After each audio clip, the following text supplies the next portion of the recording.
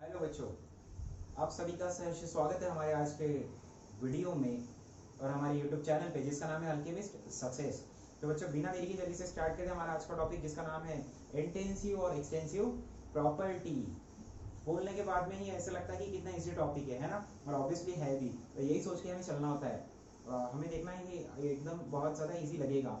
तो इंटेंसिव और extensive property, इसका मीनिंग क्या है, क्या मतलब होता है, मैं बताता हूँ आप लोगों को। जैसे मुझे आप सिंपल से एक बात बताओ, अगर आपने शुगर का एक दाना खाया, एक शुगर, मतलब शुगर तो बहुत होती है आपको पता है, लेकिन आपने शुगर का एक दाना उठाओ, उसको खाओ, उसको टेस्ट करो, तो आपको खट्टा लगेगा, है ना? हो गई।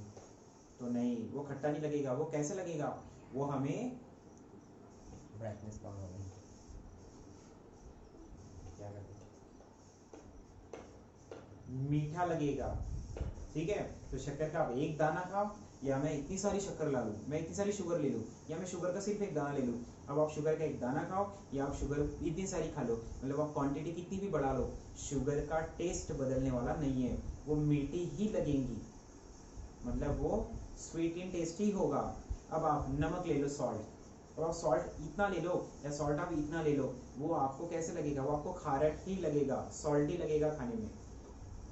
ठीक है, मतलब उसका टेस्ट बदला क्या? नहीं।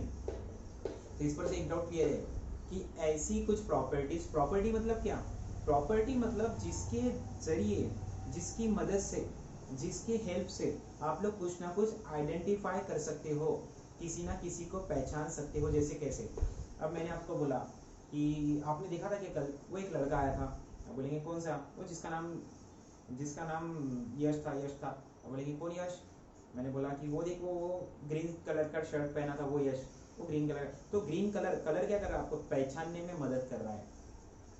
मैं बोलूंगा वो देखो ऊंचा था एकदम, एकदम हाइट जिसकी सबसे ज्यादा थी कल, वो मतलब हाइट भी क्या कर रही, मदद कर रही पहचानने में, हेल्प कर रही है हमें उसको आइडेंटिफाई करने में। मतलब ऐसे मैं आपके सामने कोई भी चीज लाकर रख दूं, और अगर आपको इसको आइडेंटिफाई करना है तो ऐसी कुछ कुछ चीजें जिसके बेसिस पे आप इसको आइडेंटिफाई करने वाले हो, जो आपको मदद करेंगी, जो आपको हेल्प करेंगी इसको आइडेंटिफाई करने में, हमें ऐसे को ही कहना है प्रॉपर्टीज। तो डाउट क्लियर है सभी का? प्रॉपर्टीज का मतलब क्या होता है? प्रॉपर्टीज मतलब something which is help us to identify anything, मतलब ऐसे कुछ जो हमें किसी को भी आइडेंटिफाई करने में मदद करे। जैसे कलर होता है, मैंने बोला था एक मीठा होता है खाने में, उसे कहते हैं शक्कर।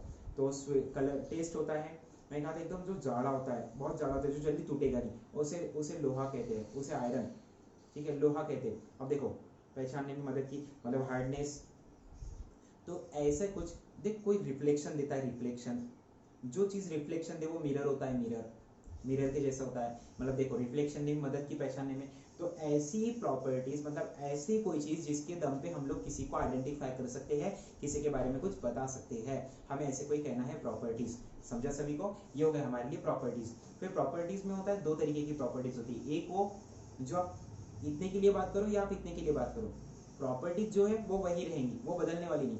मतलब मैं जिसको मुझे पहचानना है, मुझे अगर इसको पहचानना है, तो मैं अब एक मार्कर लूँ या मैं दो ले लूँ, मैं क्वांटिटी कितनी बढ़ा लूँ, तो मुझे अगर इसको पहचानना है तो पहचानने के लिए कुछ प्रॉपर्टीज ऐसी होंगी जिसके दम पे मैं इनको पहचानूंगा। उसको तो मैंने कह दिया प्रॉपर्टी, क्योंकि प्रॉपर्टी हमें पहचानने में, आइडेंटिफाई करने में मदद करेंगी, इसलिए वो होगी हमारे लिए प्रॉपर्टी।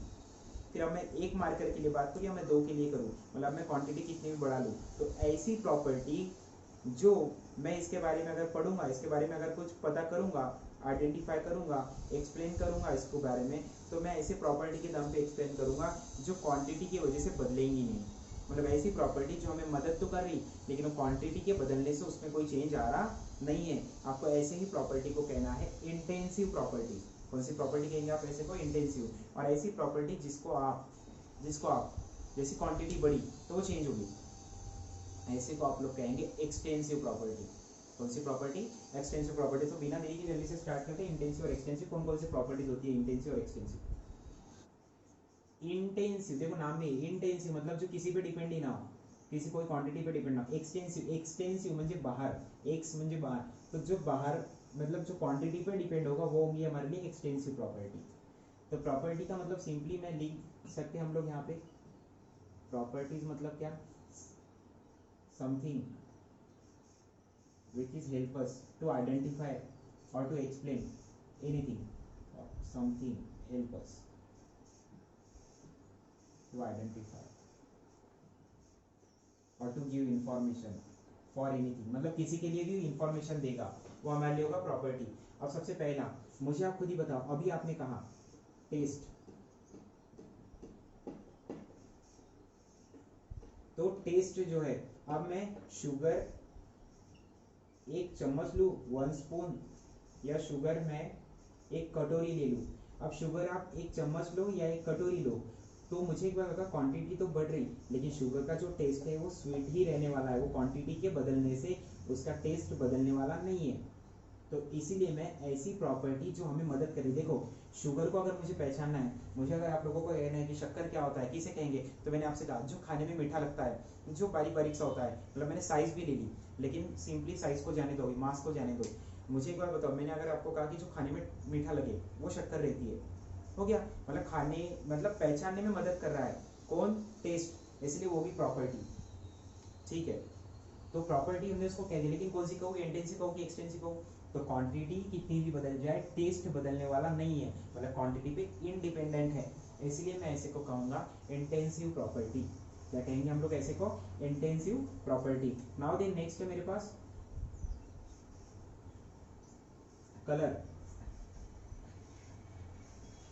अब आप खुद से सोचो, अब मैं एक शक्कर का शुगर का दाना लूं या मैं 10 ले लूं, कलर उसका व्हाइट ही है, कलर थोड़ी ना बदल रहा, मतलब क्वांटिटी कितनी भी बढ़ जाए कलर में कोई चेंज आने वाला नहीं है, मतलब कलर तो पहचानने में मदद करता ही है हमें किसी को भी, मतलब कलर हो गया प्रॉपर्टी। लेकिन वो इंटेंसिव है कि एक्सटेंसिव है, सो ऑब्वियसली कलर कोई क्वांटिटी पे डिपेंड नहीं करता, क्वांटिटी बढ़ गई तो कलर चेंज हो गया, क्वांटिटी कम है तो कलर नहीं, ऐसे थोड़ी ना होता है, कलर कलर है। सो ऑब्वियसली ध्यान में रखना, कलर ये इंटेंसिव प्रॉपर्टी है, मतलब कलर किसी पे डिपेंड नहीं करता है क्वांटिटी पे। Now then third refractive index.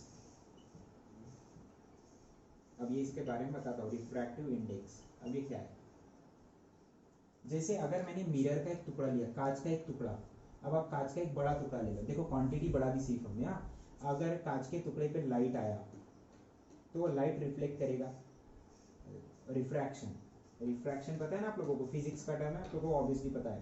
तो रिफ्रैक्ट किया, अब यहाँ पे लाइट का एक वेव आया, तो ऐसा तो नहीं होगा कि दो को पास करेगा, करेगा तो उतनी, तो आप कांच का, आप मिरर का छोटा टुकड़ा लो, छोटा पार्ट लो, बड़ा लो, रिफ्रैक्शन जो होगा वो उतना ही होने वाला। अगर एक रे आती है तो एक रे अगर इस पे जाएंगी, एक रे अगर इस कांच के टुकड़े पे गई, इस मिरर पे गई, तो एक रे को ही वो रिफ्रैक्ट करेगा।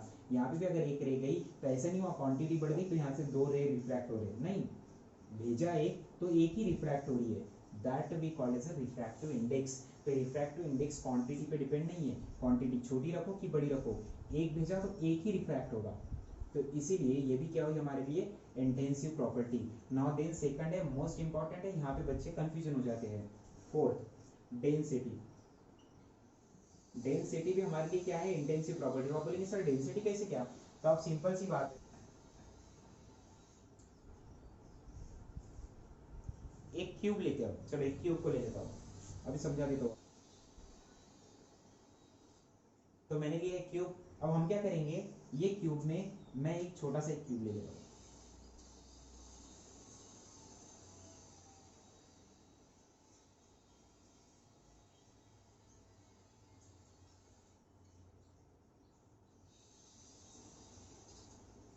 तो हमने पूरा एक, हमारे पास एक गोल बड़ा क्यूब था, हमने इस बड़े क्यूब में एक छोटा सा पोर्शन लिया, स्मॉलेस्ट पोर्शन, मतलब ये हो गया मेरे लिए यूनिट, इसको मैं कहूँगा यूनिट।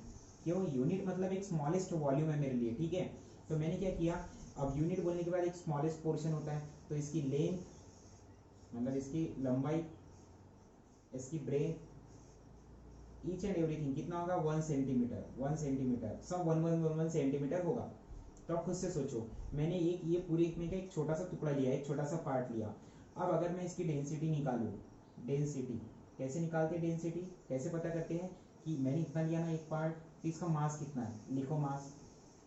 अब उसका जो भी मास होगा उसको कुछ तो जगह लगेंगी, मतलब वॉल्यूम, तो दोनों ले लो, मास और वॉल्यूम ले लो, ये पूरे क्यूब का, ठीक है, ये पूरे क्यूब का मैं मास और वॉल्यूम ले लेता हूँ, तो उसकी कुछ डेंसिटी निकल जाएंगी, निकल के आ जाएंगी, यस, इसकी कुछ तो भी डेंसिटी निकल जाएंगी, ये लो। अब आगे, अब क्यों, अब आप खुद से बताओ, ऐसे ये क्यूब में छोटे छोटे ऐसे बहुत सारे पार्ट होंगे। मैं पकड़ चलता हूँ, ये मैं और एक पार्ट लेता हूँ।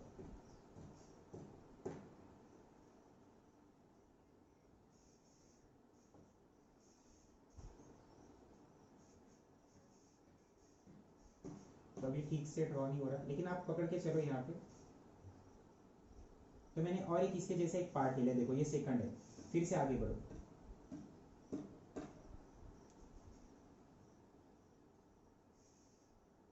फिर से मैंने तीसरा पार्ट लिया, मतलब ऐसे छोटे छोटे टुकड़े, जो मैंने एक छोटा पार्ट लिया, ये पूरे में का एक छोटा पार्ट जिसको मैंने यूनिट कहा।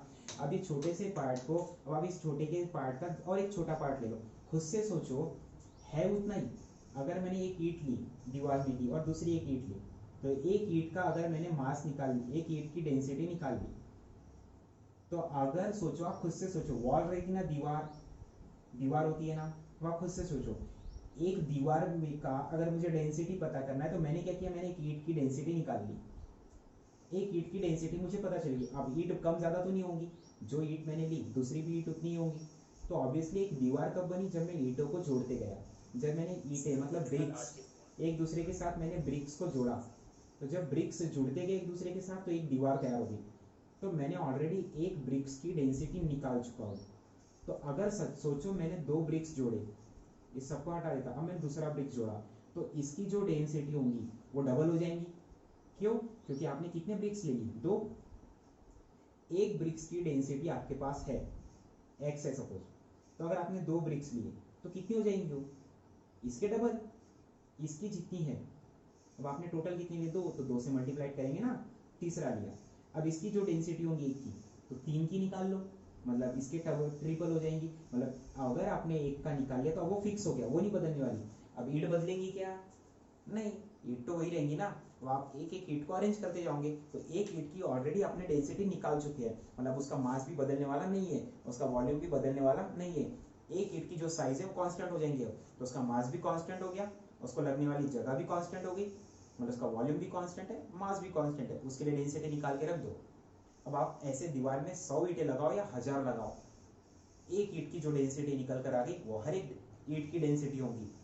तो अगर मुझे पूरी दीवार की डेंसिटी निकालनी है, तो मैं सभी ईंटों की डेंसिटी को, सभी ब्रिक्स, कितने ब्रिक्स लगे मैं वो काउंट करूंगा, और एक ब्रिक्स की डेंसिटी कितनी आई थी वो देखूंगा, और सीधे से मल्टीप्लाई करके मुझे पूरे वॉल की डेंसिटी मिल जाएंगी। तो आप खुद से सोचो, भले ही हमारे पास में एक क्यूब तैयार हो रहा है, एक वॉल तैयार हो रही है, एक बड़ा कोई पार्ट तैयार हो रहा है, लेकिन हो रहा तो छोटे छोटे पार्ट्स को जोड़ने से ही है।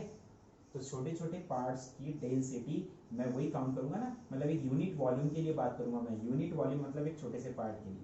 तो डेंसिटी थोड़ी ना बदलती है, जैसे वाटर की डेंसिटी इज ऑलवेज वन। तब आप पानी एक टाकी भर कर लो, एक ग्लास भर कर लो, कि एक चम्मच भर कर लो, पानी की क्वांटिटी कितनी भी रहने दो, डेंसिटी वन ही रहती है। क्यों? क्योंकि उसकी डेंसिटी हम लोग यूनिट के लिए निकाल देते हैं, एक स्टैंडर्ड के लिए निकाल चुके होते हैं। समझ में आया? वैसे ही है बेटा यहाँ पर भी, कि अगर आपको डेंसिटी पता करनी है, तो डेंसिटी के लिए आप एक यूनिट को लेकर चलो, एक यूनिट वॉल्यूम को लेकर चलो, मतलब एक स्मॉलेस्ट पार्ट को। और अगर आप एक यूनिट वॉल्यूम की बात करते हैं, यूनिट वॉल्यूम उसको कहना जहाँ पे उसकी length, height, breadth, each and everything is 1 centimetre होगा, उसको हम लोग कहेंगे यूनिट से। अब आप खुद से सोचो, खुद से थोड़ा सा लॉजिक लगाओ, कि अगर एक यूनिट का, एक स्मॉलेस्ट पोर्शन का पार्ट, उसकी डेंसिटी निकल चुकी है, तो मैं दूसरा भी तो पार्ट वही लेने वाला हूँ, उसका ही जुड़वा भाई है, उसका ही डुप्लीकेट है, तो उसकी जो डेंसिटी होगी वही दूसरे की होगी। अब टोटल कितने हो जाएंगे फिर, एक ये, एक दूसरा जो लाया वो, ऐसे दो, तो डेंसिटी भी तो डबल हो जाएंगी। यस, डेंसिटी बढ़ रही, मानता हूं मैं, लेकिन कितने की रिस्पेक्ट में बढ़ रही, दो के। एक की जो डेंसिटी है वो तो फिक्स है, दूसरा जो लिया वो भी तो वही है। समझ में आया? सो डेंसिटी चेंज नहीं होती है। वो आप एक पूरा एक क्यूब ले लो, या आप 10 दीवारें ले लो, ईंटें कितनी भी लगे, लेकिन एक ईंट, अगर सोचो, अगर मैंने एक दीवार बनाई, वो मेरी एक दीवार 2 फुट की है, समझ लो ये इतनी, और एक घर में मैंने दीवार बनाई, उस घर की दीवार ये 10 फुट की है। अब दीवार की साइज बढ़ गई, मतलब क्वांटिटी ऑफ ईंटें बढ़ गई, ब्रिक्स, मतलब ईंटें इसमें ज्यादा लगेंगी, इसमें कम लगेंगी। अब ईंट इधर ज्यादा लगेगी, इधर कम लगे, या इधर ज्यादा लगेगी, इधर कम लगे, कुछ भी हो, क्वांटिटी बढ़े कि कम हो, डेंसिटी अगर एक ईंट की अगर आपने निकाल ली, एक ब्रिक्स की, मतलब एक यूनिट की, एक यूनिट वॉल्यूम की, तो वो तो हर एक की रहेंगी ना, इसमें यूज होने वाली ईंट की भी उतनी रहेंगी ना। यस, वो थोड़ी ना बदलने वाली। इसीलिए डेंसिटी जो है ये आपकी क्या होती है, इंटेंसिव प्रॉपर्टी। समझा सभी को, क्लियर है? ओके। अब आप खुद से सोचो, मास मास अगर बढ़ा तो जितनी ज्यादा क्वांटिटी उतना मास बढ़ेगा, सिंपल सी बात है। तो इसीलिए क्वांटिटी पे कौन डिपेंड है, कौन सी प्रॉपर्टी डिपेंड है, मास के दम पे हम किसी को पता लगा सकते हैं। वो मोटा मोटा था, वो मोटा बहुत हंस रहा था, वो पता है मोटा, तो हम उसके बारे में कुछ भी पता करें। मास, वेट आया ना, मास आया ना, वेट, यस। वो आलू भुंडा वो खाया था अपन ने, याद है? तो आप बोलेंगे हमने तो ऐसे 10-20 खा लिए। अरे नहीं, वो सबसे बड़ा वाला दिया था एक ने, बहुत बड़ा वाला आलू भुंडा दिया था 10 रुपए में, याद है? आ गया, लो उसका मास आ गया। जितना ज्यादा मास उतना क्वांटिटी। देखो मास क्वांटिटी पे डिपेंड है, क्वांटिटी बढ़ रही, आलू बढ़े, आलू बोंडे में आलू बढ़े, आलू की क्वांटिटी बढ़ी, उससे क्या हुआ, उसका मास भी तो बढ़ा, उसको लगने वाली जगह भी तो बढ़ी। एक प्लेट में अगर मैं छोटा सा आलू बोंडा दूँ पेड़े जैसा, तो उसको जगह कम लगेगी, और उसका मास बढ़ा दूँ, अगर उसकी मैं क्वांटिटी बढ़ा दूँ उसमें के मटेरियल की, ऑब्वियसली आलू बोंडे को लगने वाला वॉल्यूम भी बढ़ेगा। तो सिंपल सी बात है, क्वांटिटी पे डिपेंड कौन है, मास। मास बढ़ा तो उसको लगने वाली जगह भी बढ़ेगी, मतलब वॉल्यूम। ये सब क्वांटिटी पे डिपेंड है। उसके बाद में लेंथ, लंबाई बढ़ेगी, जितना मास बढ़ रहा उसकी लेंथ भी तो बढ़ेगी, लंबाई भी तो बढ़ेगी। अगर आपने शर्ट 1 मीटर लिया तो क्वांटिटी कम है, लेकिन अगर आप शर्ट 2 मीटर ले रहे हैं, मतलब लंबा, तो जितना लंबा शर्ट लेंगे तो उसका मास भी तो बढ़ेगा, वेट भी तो बढ़ेगा। 1 मीटर शर्ट को वेट लो और 2 मीटर का लो, फर्क आएगा। मतलब ये भी क्वांटिटी पे डिपेंड है, कौन, लेंथ। थर्ड, ठीक है। नाउ देन फोर्थ, स्टॉप करते हैं, दूसरा लेते हैं।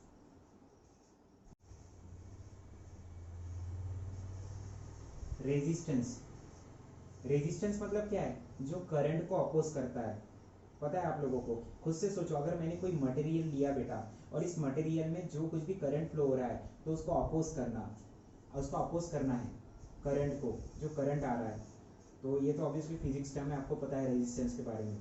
तो अगर रेजिस्टेंस बढ़ेगा कि कम होगा, खुद से सोचो। अगर यहाँ पे अपोजिशन, जैसे जैसे लेंथ बढ़ती जाएंगी, मतलब सोचो अब मैंने बड़ा मटेरियल ले लिया, तो आप खुद से सोचो यहाँ पे फ्लो भी तो ज़्यादा होगा, फ्लो भी तो ज़्यादा होगा। अब फ्लो अगर ज़्यादा है तो ऑब्वियसली अपोजिशन भी तो ज़्यादा होगा। मतलब रेजिस्टेंस का फॉर्मूला अगर पता होगा आपको, तो क्या है, लेंथ अपॉन एरिया, ऐसी है ना?